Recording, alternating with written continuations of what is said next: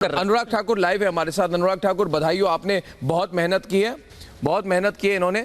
और पिछले 2-3 महीनों से तो ये लगातार दिन भर ये उत्तर प्रदेश में थे, तो बहुत बहुत बधाई हो अनुराग ठाकुर जी। ये एक तरह से रियलिटी चेक बनती है। धन्यवाद आपका जी जी।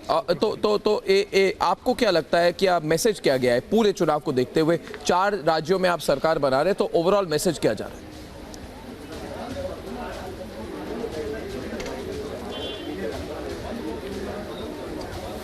अर्नब जी, आपको सुन नहीं पा रहा हूं।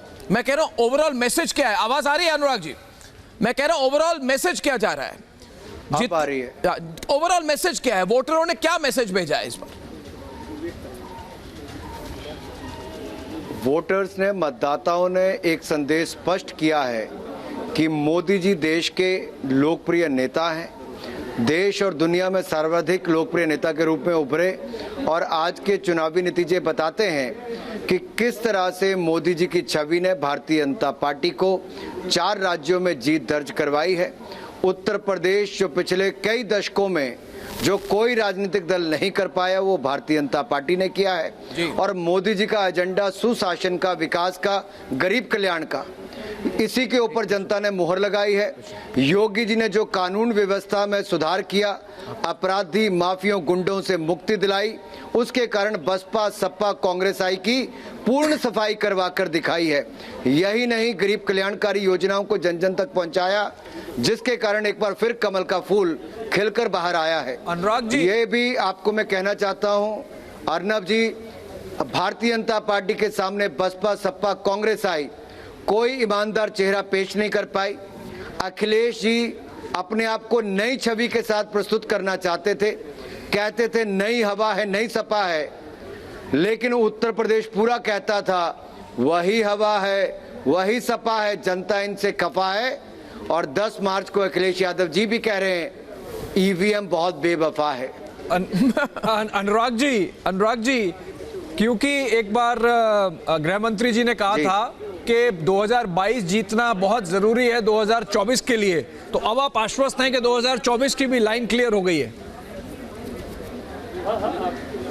देखिए, भारतीय जनता पार्टी के अनुसार मुझे कहना हो या ये कहना हो 2024 भी जीत गए, मैं नहीं कहूँगा अर्नब जी, मैं नहीं कहूँगा। इसलिए नहीं कहूँगा, हर चुनाव का अपना महत्व होता है, हर चुनाव का अपने मुद्दे होते हैं, हर चुनाव में अलग अलग नेता होते हैं। लेकिन अगर हमने 2014 जीता, 2019 जीता, तो 2024 भी जनता के आशीर्वाद से और मोदी जी के नेतृत्व में जीतेंगे, क्योंकि 2017 भी उत्तर प्रदेश में जीता, 2022 भी जीता।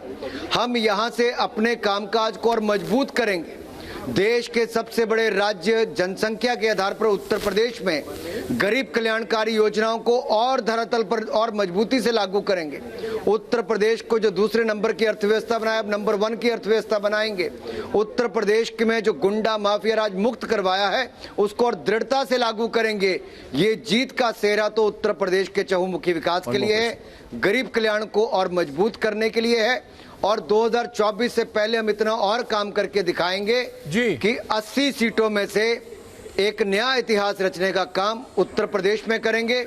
और जो 2014 में 272 सीटें भाजपा ने जीती थी, 2019 में आते आते 303 जीती, तो आप देखिए 2024 तक आते आते इसका भी रिकॉर्ड तोड़कर दिखाएंगे। एक छोटा सा और सवाल पूछूंगा अनुराग जी। पहले MY होता था, आप समझते हैं वो समीकरण मुस्लिम यादव, एक MY अभी होता है मोदी योगी, और एक MY शायद आज के जो रिजल्ट्स आ रहे हैं उसके कॉन्टेक्स्ट में होता है महिला और योजनाएं।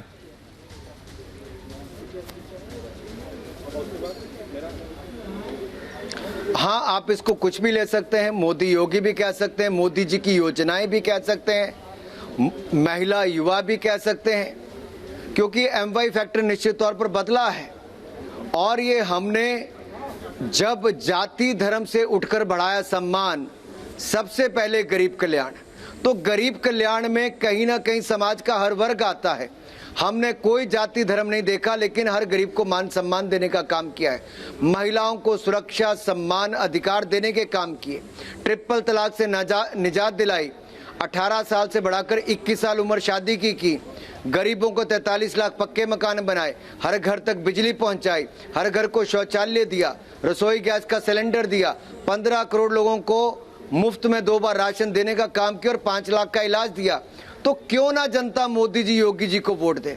कहीं ना कहीं ये दिखाता है कि मोदी जी ने जो एक नया काम करने का तरीका किया है कि कांग्रेस तो सदा कहती थी गरीबी हटाओ, लेकिन कांग्रेस के समय गरीब मिटता था। मोदी जी के समय हमने वो एक्चुअली करके दिखाया और गरीबों को उनके लाभ के पक्के मकान, शौचालय, बैंक खाते, बिजली, राशन और रसोई गैस का सिलेंडर और इलाज और पानी देने का काम किया है। जो 70 साल में नहीं हुआ वो 5 वर्षों में, 7 वर्षों में करने का काम किया है। बिल्कुल बिल्कुल। और स्मिता, ये तो डेवलपमेंट की काम हो गई, बात हो गई, तो यही तो विकास वाला मुद्दा हो गया जो ये बात कह रहे हैं। ये कोई अपीजमेंट पॉलिटिक्स तो है नहीं।